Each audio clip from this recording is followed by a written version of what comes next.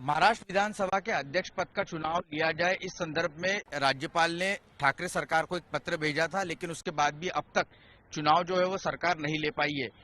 ये पूरा मामला जो है राष्ट्रपति शासन के जो पैरामीटर्स होते हैं उसके तहत आता है। इसको फॉलो अगर सरकार ने नहीं किया तो चिंता व्यक्त की है महाराष्ट्र विधानसभा में सुधीर मुनगंटीवार जी ने, जो बीजेपी के नेता है। सर, आपने जो चिंता व्यक्त की है कि ये जो पूरा मामला है इसको देखते हुए राष्ट्रपति शासन भी लग सकता है।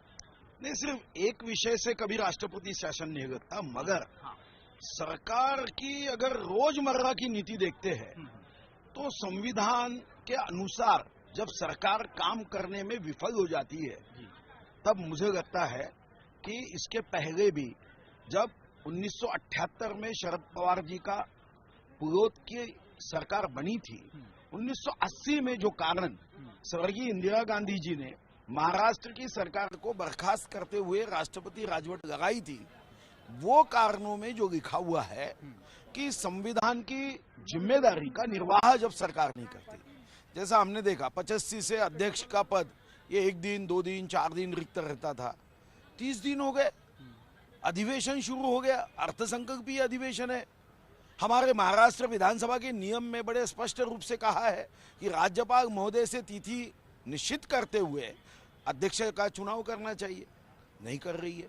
संविधान के ऐसे 50 से ज्यादा घटनाएं, महामहिम राज्यपाल महोदय के पत्र का उत्तर नहीं देना, महामहिम राज्यपाल महोदय के बैठकों में नहीं जाना, महामहिम राज्यपाल महोदय को हवाई जहाज में बैठने के बाद उतार देना, महामहिम राज्यपाल महोदय के साथ ही विदर्भ मराठवाड़ा की जनता का इस महाराष्ट्र में आते समय जो हक था कि उनको समन्यायी रूप से निधि का वितरण होना चाहिए, उन्हें लोक संख्या के आधार पर नौकरी मिलना चाहिए, सारी बातों को नष्ट किया जा रहा है।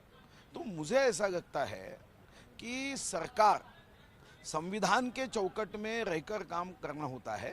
ये बात सही है कि मुख्यमंत्री ये राज्य के वास्तविक प्रमुख होते हैं, मगर महामहिम राज्यपाल ये घटनात्मक प्रमुख होते हैं।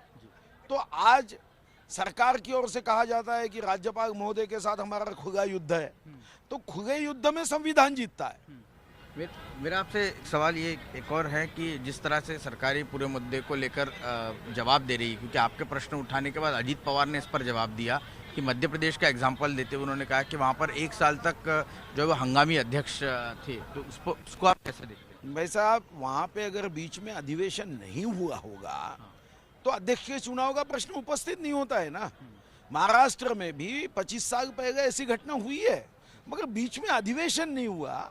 अभी यहाँ तो अधिवेशन है, अर्थसंकल्पीय अधिवेशन है, तो मध्य प्रदेश के साथ महाराष्ट्र के विधानसभा नियमों को जोड़ नहीं सकते। महाराष्ट्र विधानसभा के नियमों में बड़ी स्पष्टता है, उस स्पष्टता में नियमों में ये कहा गया है कि ये जल्द से जल्द लेना होता है।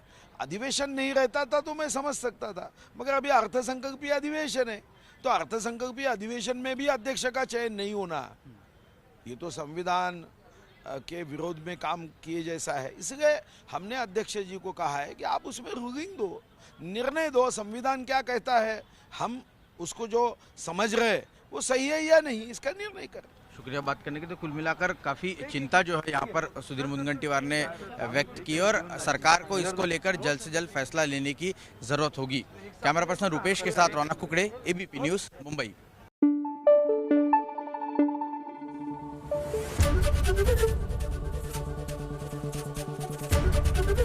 एबीपी न्यूज आपको रखे आगे।